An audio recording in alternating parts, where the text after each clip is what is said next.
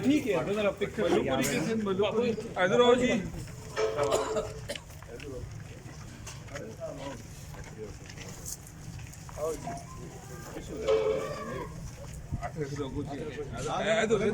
कैंची तरफ एक मिनट सर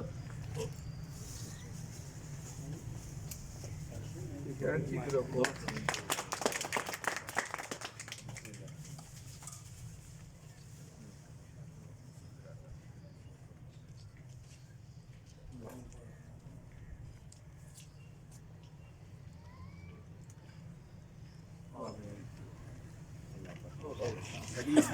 गली ठीक